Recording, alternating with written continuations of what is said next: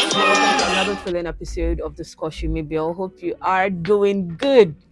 If this is your first time listening, thank you so very much for clicking that link. If you are a regular, thank you again for listening to this voice and seeing this beauty. I appreciate you. I love you. Thank you so very much. You already know what the pod is about, a safe space where real people share real feelings. Here we squash the pretenses, the silence, we hit and squash everything, one conversation at a time. Tell a friend to tell a friend to listen to the Squash podcast. We are on YouTube, we're on Spotify, we're on Instagram, the Squash podcast. I do apologize for not dropping an episode last week. You will know why at the end of this episode, but I do apologize for not showing up as I said I was going to. Without wasting any more time, let us go into today's story. Today's story is very humbling. Reminded me of something that I was beginning to forget, being caught in a rat race. Let me not talk too much. Let's dive into it. It started with a staircase, nothing dramatic, nothing unusual, just a normal day, walking like I always do, until I missed a single step. One step, that's all it took. In that instant, I fell hard. Both knees took the heat, and my ankle twisted in a way it definitely wasn't designed to. And suddenly, the simplest thing, moving, wasn't simple anymore. I couldn't leave the house. I couldn't go to work. I couldn't do much of anything at all. For 4 days, life forced me into stillness. I had to relearn how to walk. Slowly, painfully, step by step. And in that quiet space, that uncomfortable pause, I realized something I hadn't truly appreciated before. When your body stops, everything else stops with it. The world doesn't fall apart if you can't show up. The task, the deadline, the expectations, they all just wait. But what doesn't wait is you, your health, your well-being, your physical and emotional limits. I had been pushing myself, moving through life at a pace I assumed was normal. But the moment I hit the ground, life showed me how fragile that rhythm really is, how quickly everything can come to a halt, and how much I had been ignoring my own needs. Sometimes it takes a fall, literally, to remind you that you only get one body. And when it demands care, you listen. Not when it gets convenient, not when life gives permission, not when everything else is handled. You listen. This is an invitation to slow down, to check in with yourself, to stop waiting for a crisis to give yourself the rest you already deserve. Because when life pushes, you don't always have to push back. Sometimes the most powerful thing you can do is pause.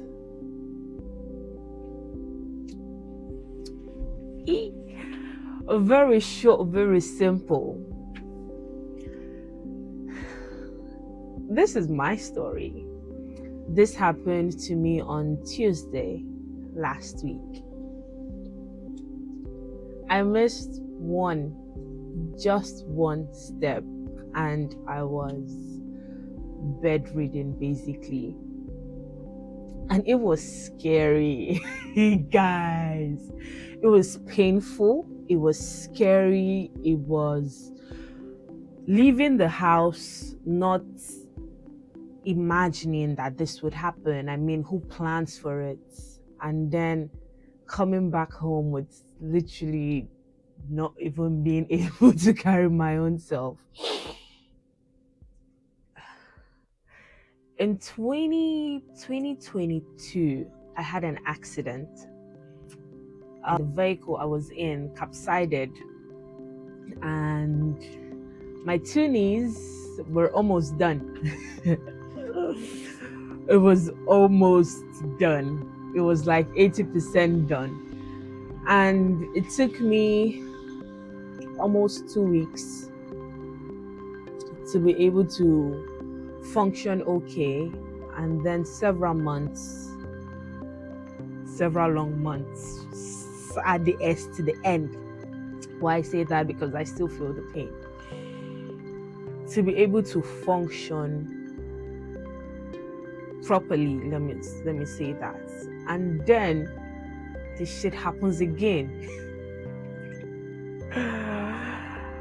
I'm like, could life get any better? Could life get any better? If words can't describe how I felt. I felt the pain was one part, learning how to walk was another part. But everything literally just halted. I had to call work.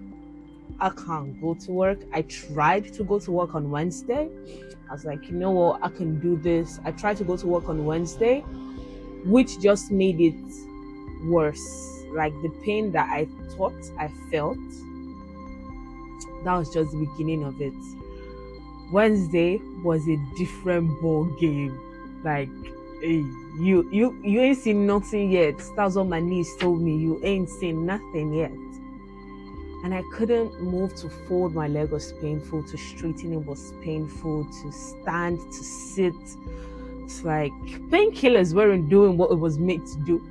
Because I was popping them. Not like popping them. Like I was taking a considerable amount of painkillers. But it really wasn't working.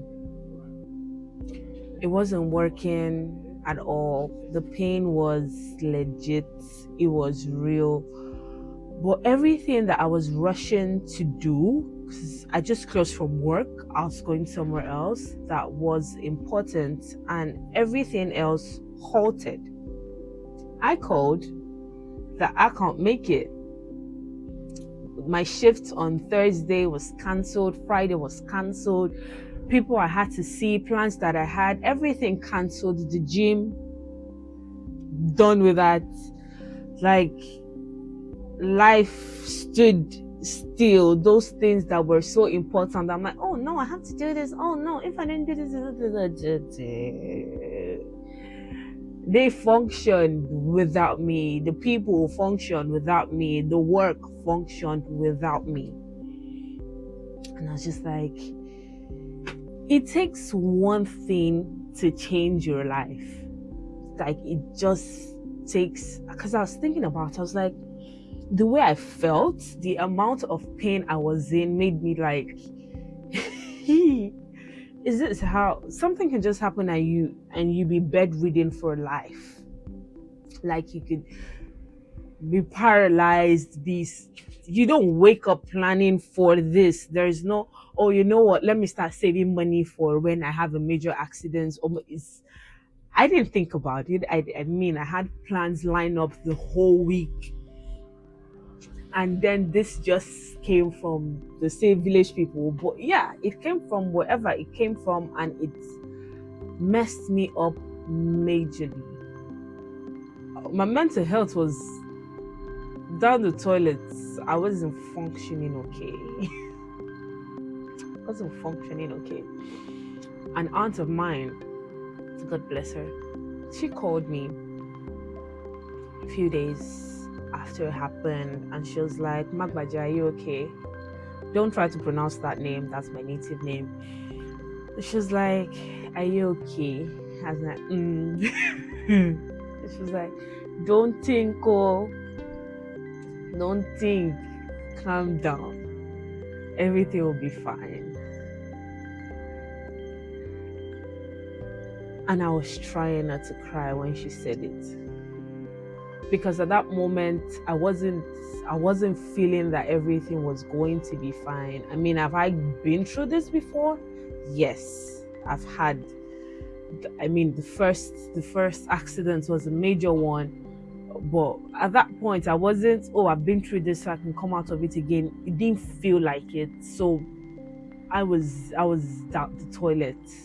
But was I posting memes on Instagram? Yes. Was I giving premium content online? Yes. But mentally, I was easily triggered. Like everything I hear, anything anybody says it's like you're the one that did it to me. That's how I was feeling, like mid conversation, and I really want to cry. I want to end the conversation. So I just go back to, I'm like, yo, I can't do this. The pain was unbearable. I was thinking of, okay, what if I don't get better? What if, there was a lot of what ifs. And God bless my uncle, because he really came through for me, for giving me food, to getting me a walking stick. I call him my sugar daddy. I call him my sugar daddy. His name is Zoran. I love him. God bless him. But without him, without that physical support, there wasn't, he didn't do much, but he did a lot. Because without this person, I don't know how I would have gotten past it, gotten through it, from the ice patches to the food to the. Because I was telling my friend jokingly, I was like, oh, if I want you to bring food for me. But she didn't get that. Yo, I really can't walk. Like, it is painful. I sarcastically told my uncle, like you guys would get me pampers, because you see, going from my room to the bathroom, it take like a minute or two, but it was so long. I'd have to think about it, getting up from the bed, stretching my legs first, carrying myself, trying to walk on. One leg felt better, the other didn't feel better, like they were taking turns to just wreck me. That was why I didn't record last week. Because what do I want to tell you? I'll just take my phone and be crying in front of you guys, because nah. Am I better now? Yes. I am much better. Took my first steps on Sunday, basically. Was it Sunday? No, like Saturday-ish. I was able to move around, like do walks, do exercises, and then I resumed work on Monday. And I kept telling everybody, oh, I'm okay, I'm back to eat. There's no pain. I told my mother I'm doing Kung Fu. I told my mother I was doing Kung Fu because I didn't want her to worry. But you see, when I bent down, the knees folded, like, yeah, auntie, slow down. You know you're okay, but you're in no competition with anybody. Just relax, because do I still feel the pain? In all honesty, yes. Is it as intense? No, it's not. Is it manageable? Yes. But I think the rush to get better was like, there's just the rush. There's the rat race and there's the rush. So anyways, that was why I didn't record last week. But I am better mentally. I'm in an okay space, and I am happy and thankful for the support, emotional support. The physical and the physical support was one. The virtual support was another, because my family was calling, my friends were calling, checking up on me, even if none of them brought me food, which I already told them I will never forget it. Yeah, they didn't give me food. I mean, somebody cannot walk. How do you want me to eat? It's fine. I'll handle them offline. But yeah, so it told me, or it reminded me to calm down, to take things one step at a time. I was saying it last week. No, put responsibilities for your head. This no last 2 weeks. Don't carry responsibilities when you die. Everybody will live. But it's one thing to say it, is another thing for it to sink in. I was like, oh, I need all the shifts that I can get. Oh, I need money for this. I need money for December. I need money for January. Oh, I need a new house. Oh, I need to pay my tuition. I need to everything. They didn't matter. They didn't matter at all. All that mattered was me walking again. That was the only thing on my mind. That was the only thing I was praying for, that I should just be able to get out of this bed and not feel any pain. School, work, gym, yeah, out the window, down the toilet, somewhere, anywhere. Well, I'm just thankful. I'm really thankful that it wasn't worse, because I fell forward, not backward. If I fell backward, that was like a whole lot of stairs behind me. So my head, my neck, my back, I'm just thankful that it wasn't serious. I mean, the pain was there, that was serious, but it wasn't worse than what it was. I'm just thankful. But yeah, that is all the time I have for today. This is recording at 3:00, and this is how it looks. This is how the weather is, recording at 3:00. I need to get me some ring lights, but I ain't got no money to do that. But I do need a ring light. But yeah, anyways, Christmas is coming. Christmas is coming. See this leg that God gave me. God gave me my leg so I can move it. December.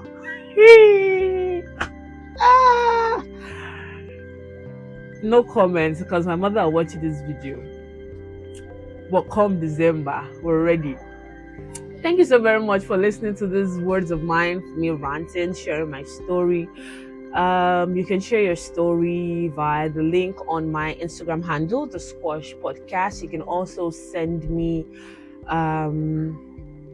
your stories via my Instagram as well. You can send me a private message if you would love to come and be my guest. I've received emails and I'm responding to them. The timing is the problem because some of my guests are in different countries, but yeah, we will figure it out. Keep sending me your requests and I will respond to them. Each and every one of them, I'll respond to them. It might take me a little bit of time, but I will respond to them. And if you would like to join me physically, you are welcome as well.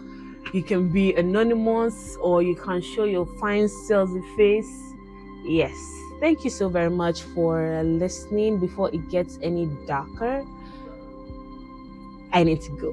Remember, your mental health is a priority. Take it, treat it like your life depends on it, because you know that it does. Like literally, for reals, it does. Yeah. I love you. I love me. And I love you. Take care of yourself. Till we meet again, inshallah, next week, Wednesday, 8 p.m. Central European Time. Killsies. Cheers.